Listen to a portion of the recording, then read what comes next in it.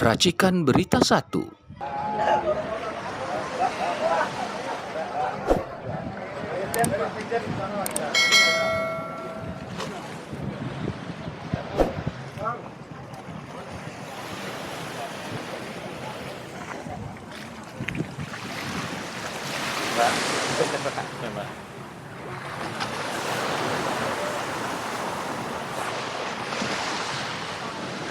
Ini sedang berada di Pangkalan Angkatan Laut di Tanjung Pasir, melihat persiapan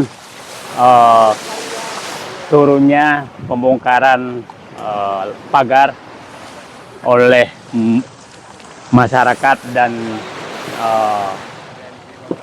TNI Angkatan Laut. Ini amfibi pun sudah disiapkan, saya pikir untuk mereka-mereka, dan ini hanya semacam simbol hadirnya kembali negara di wilayah yang selama ini dikuasai dan diatur, bahkan diremot oleh pengembang PIK 2 dengan menempatkan preman-preman di seluruh desa yang ada di wilayah PIK 2. Dan saya berharap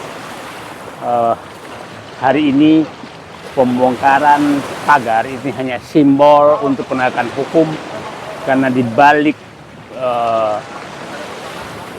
pemagaran itu sebenarnya ada masalah hukum yang sangat berat, yaitu adalah pengkaplingan laut oleh yang dilakukan oleh berbagai kepala desa dan kemudian dialihkan menjadi HGB kepada perusahaan yang terafiliasi oleh pengembang yang sudah terbuka bahwa itu terafiliasi oleh kepada pengembang Agung Sedayu.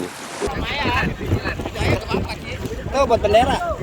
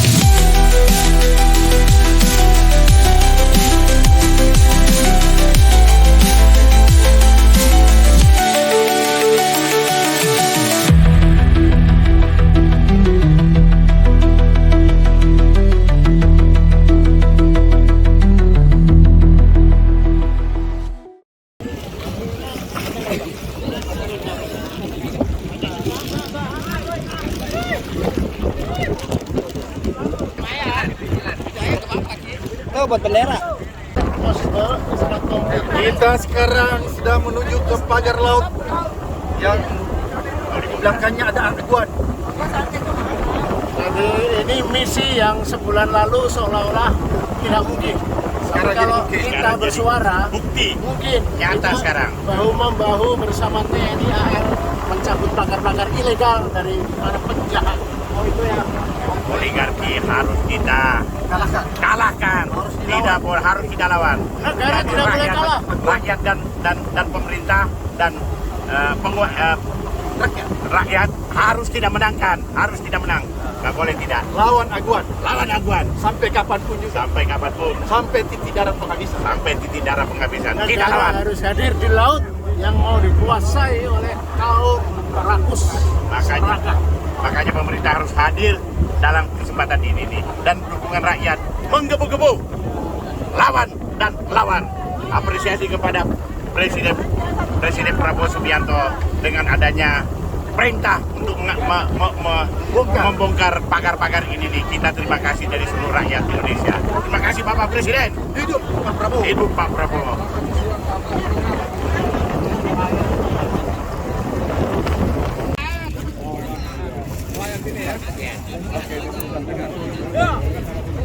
Hari ini gimana? Rakyat Banten.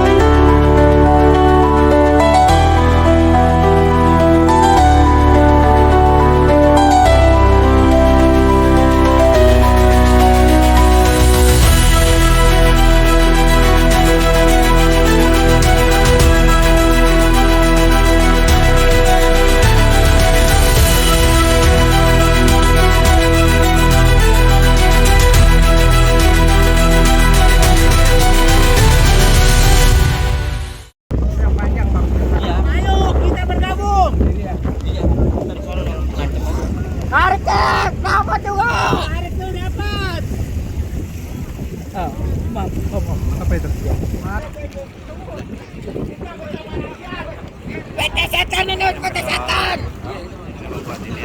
Tokek kotor, tokek keluar, kampret. Orang tinggal yang hijau nih. Orang tetang hijau loh di tengah dan pinggir. Mana kerang hijau di sini? Mana kerang hijau? Pak Prabowo, tarik. Tolonglah saya di Pak Prabowo tuh. Cabut satu. Ya ampun, dalam mana tuh? Cabut. Masih hidup punya tanah di sana, maksudnya apa? Hah? Ya wajar dia punya tanah di sana pengen mahal. Ayo, orang yang dijual sama dia mau apa lo? Hah? Dapat dua. Coba bayangkan udah berapa jam? Pidato.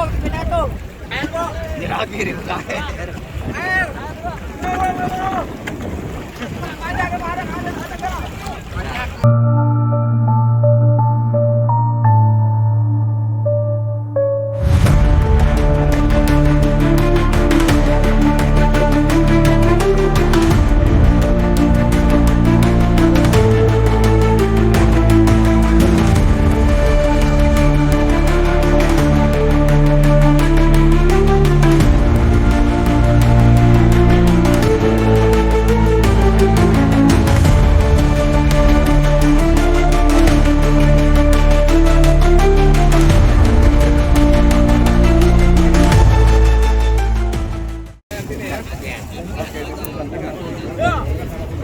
Hari ini gimana?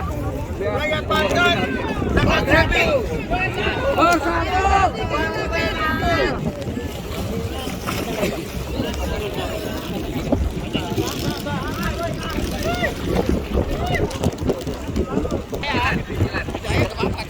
Tuh buat bendera. Di pik gua tanah di pinggir laut ini dijual dengan 60 juta rupiah per meter. Artinya 1 hektar laut ini itu nilainya adalah 600 miliar rupiah 1 hektar. 1 hektar. Nah, Desa Kohot saja 300 hektar. Dan saya dapat informasi bahwa ini sudah diplot oleh BPN sama dengan pengembang. Sepanjang pantai ini itu 1.500 laut pantai yang akan diambil. Artinya kalau dikali dengan 60 miliar, maka itu ada nilai 900 triliun rupiah. 900 triliun rupiah yang mereka kejar bekerja sama oleh aparat pemerintah,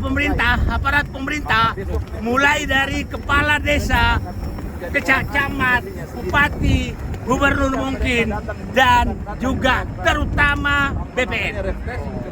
Karena ini BPN biang kerok semuanya ini, dan KKP harus tegas. Dan saya pikir Pak Prabowo sudah benar langkahnya bahwa negara ini harus segera diselamatkan dan rakyat harus kembali ke kehidupan normal. Anda lihat bagaimana menyatakan bahwa nelayan aman. Lihat coba pagar seperti ini, nggak mungkin bisa lewat. Nggak mungkin bisa lewat. Dan lihatlah pagarnya bohong sekali kalau pembaca laut. Mana ada seperti ini? Kalau pembaca laut itu memotong ke tengah. Dan mana ada bambu pembaca laut? Itu jadi kebohongan ini harus dihentikan. Saya tadi hampir 1 jam di bawah, agak gemetar juga.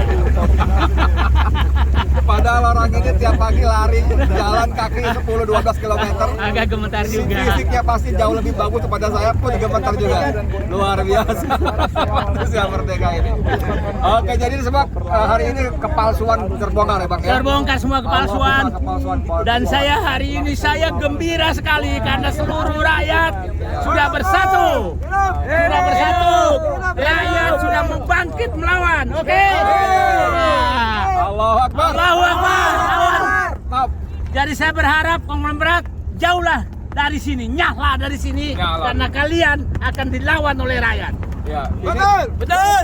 pencabutan pagar satu hal, tapi hal lainnya. Saya ingin tanyakan dulu tanggapan Anda soal pembongkaran pagar laut ini, karena setelah viral 1 bulan akhirnya dibongkar, Pak. Bukan 1 bulan sebenarnya, udah lama sekali, cuma tidak ada, alhamdulillah media sudah berani membuka semua. Jadi terima kasih ke media. Saya pikir hari ini kita berterima kasih negara kembali hadir di wilayah, selama ini saya katakan wilayah PIK 2, wilayah yang diklaim sebagai PIK 2, itu betul-betul negara sudah tidak hadir. Dengan Angkatan Laut turun mulai minggu kemarin atas perintah Presiden Prabowo, negara kembali hadir.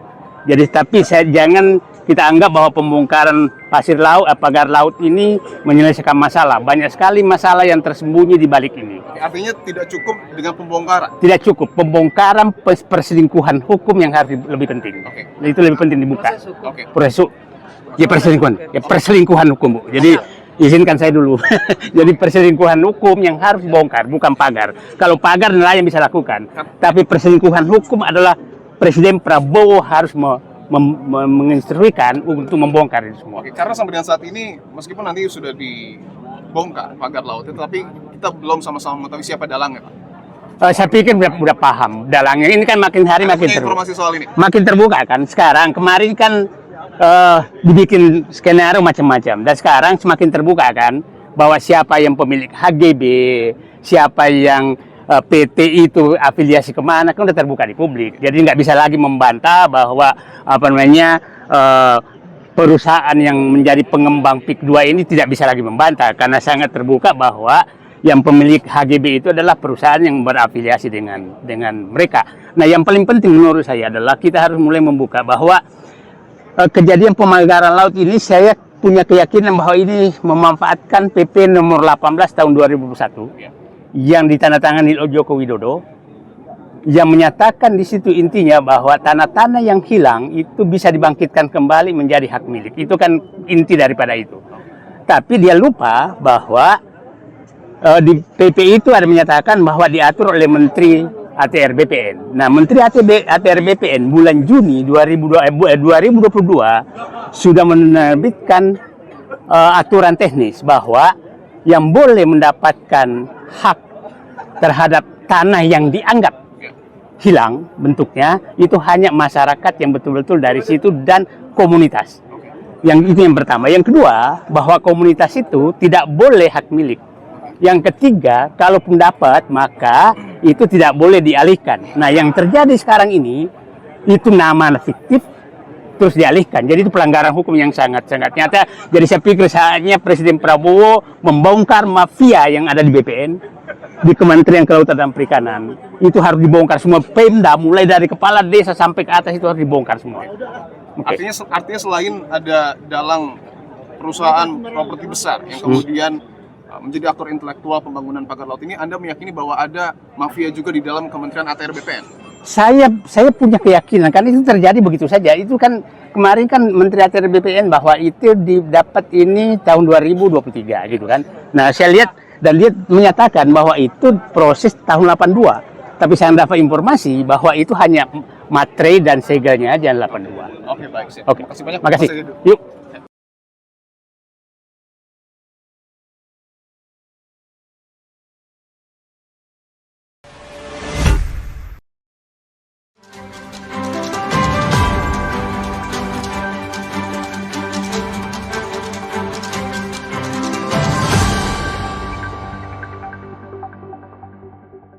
Racikan Berita 1.